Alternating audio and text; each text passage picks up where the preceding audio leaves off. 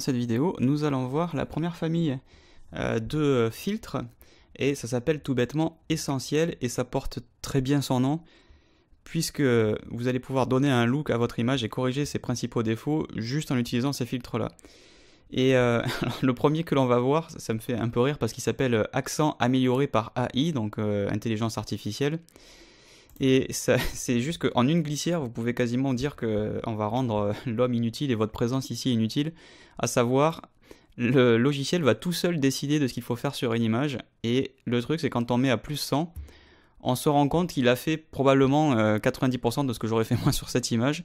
Ça ne va pas jusqu'à recadrer, c'est-à-dire que là, par exemple, il aurait pu détecter, c'est histoire d'être un peu exigeant, mais voilà, l'horizon n'est pas complètement aligné, donc ça ne concerne que la lumière, la couleur, ça ne concerne pas le redressement et la transformation, mais vous voyez qu'en 100%, on va juste prendre le temps de regarder ensemble ce qui se passe.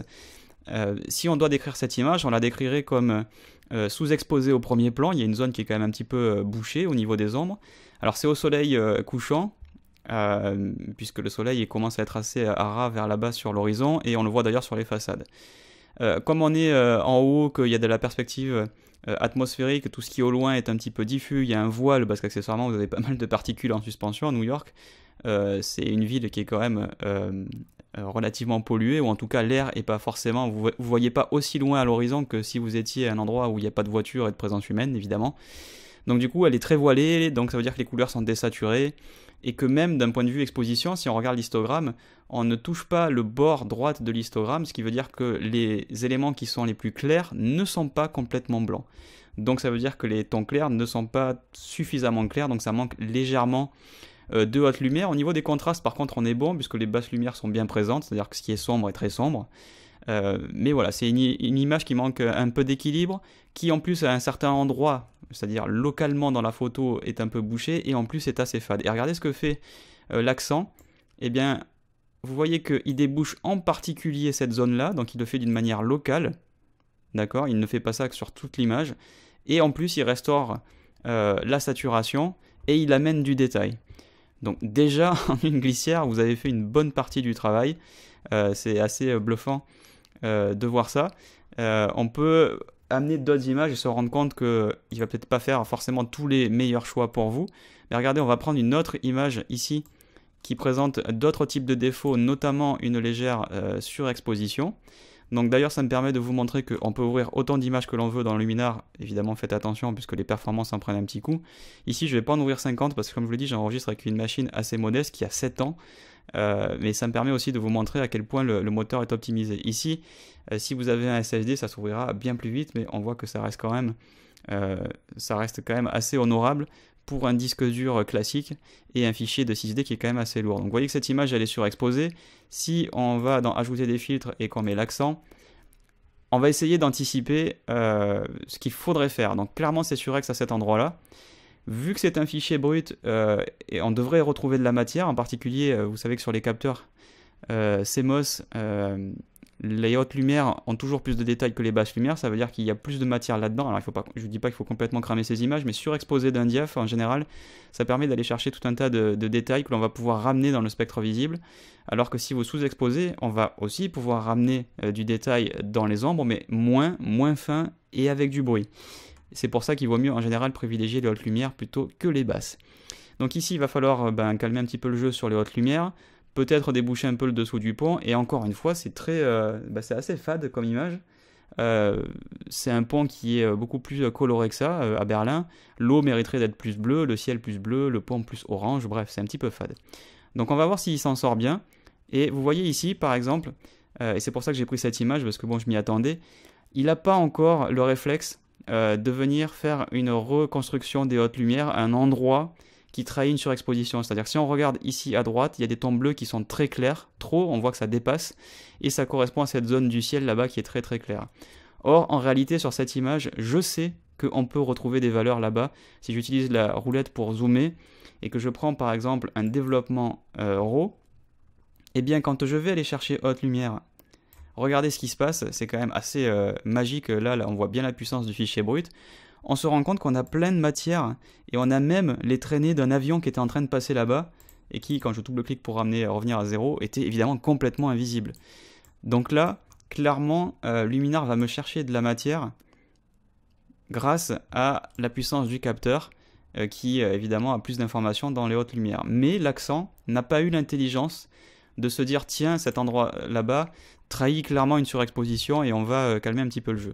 Pour faire un petit avant-après, on peut cliquer sur l'œil qui permet de voir déjà qu'on a récupéré au passage de la couleur puisque c'était très clair, très blanc, donc le fait de ramener ça dans une luminance un peu plus maîtrisée a aussi fait revenir des couleurs, donc c'est très bien. Et là je peux faire le avant-après avec un balayage, on voit qu'en une glissière on a fait pas mal de chemin. Donc attention, accent, ça fait des miracles, mais pas tout le temps, faut quand même qu'on puisse encore servir à quelque chose, nous les humains, donc voilà, ça peut être bien pour voir, en gros vous le mettez, vous regardez si ça marche bien, vous regardez ce que ça fait, vous dites ok c'est cool ou non c'est pas cool, et puis voilà, ça prend 2 secondes.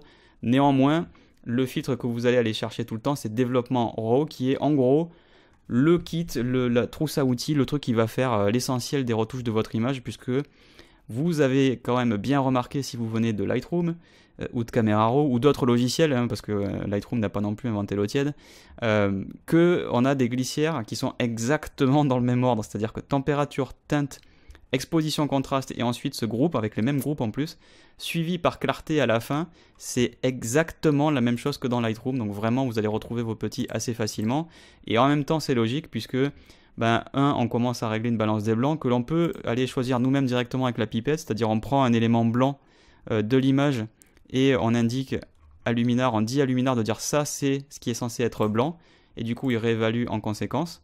Donc là par exemple ça m'a fait un léger changement de température qui était par défaut à 4600, mais si je dis à la pipette ça c'est censé être blanc neutre, eh bien l'image était légèrement trop chaude. Ce qui en même temps est discutable. Pourquoi ? Parce que quand vous prenez des photos à partir du moment où le soleil commence à se coucher, la température se réchauffe et donc naturellement que c'est un peu jaune. Maintenant, est-ce que vous voulez vraiment avoir une photo de coucher de soleil qui soit complètement neutralisée ? Non, ça va être très bizarre d'avoir un soleil rasant et une température très bleue, quasiment très blanche, alors qu'elle est toujours un peu chaude. Ici, on voit que c'est très mesuré. Il a quand même fait un bon job pour neutraliser le blanc, il n'est pas allé trop loin. Donc la balance des blancs, vous pouvez aussi la régler justement avec des paramètres prédéfinis ou avec directement la glissière. On pourrait ici, sur cette image, décider de faire vraiment quelque chose de très chaud. À vous de voir, la température de couleur, c'est quelque chose qui se neutralise, qui se corrige, qui est censé être techniquement neutre.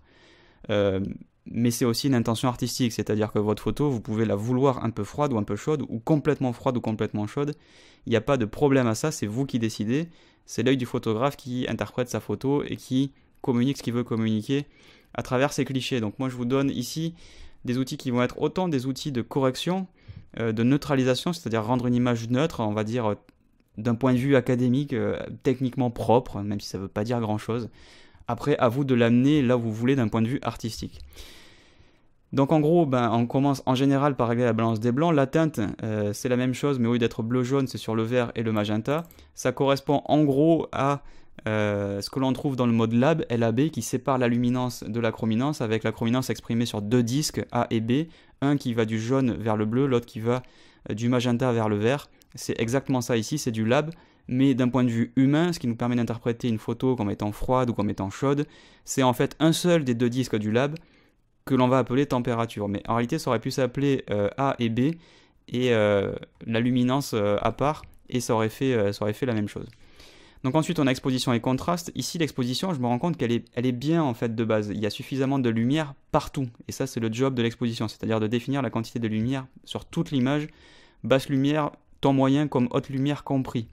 Et la contraste, c'est pour évidemment exacerber les extrêmes, rendre les blancs plus blancs, c'est-à-dire en gros tout ce qui est clair dans l'image devient plus clair, tout ce qui est plus foncé devient plus foncé. On le voit particulièrement ici quand je vais à plus 100, et si on va à moins 100, on va faire le chemin inverse, on va prendre tout ce qui est clair dans l'image et le rendre un peu moins clair, et tout ce qui est foncé le rendre un peu moins foncé. Et du coup, vous allez voir ici sur l'histogramme une redistribution des tons, où on va se rendre compte qu'ici, ce qui est foncé va aller vers la gauche et ce qui est clair va aller vers la droite, encore plus si je vais aller comme ça. Voilà, on a vu les éléments s'écraser sur les extrêmes, et si je fais moins 100, on a vu tout se rapprocher vers le centre.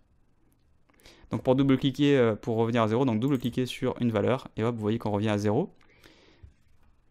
Donc on a ensuite 4 glissières, encore une fois exactement les mêmes que dans Lightroom, sauf que la puissance n'est pas la même, c'est-à-dire que les hautes lumières ramenées à moins 100, ça existe aussi dans Lightroom, mais vous n'aurez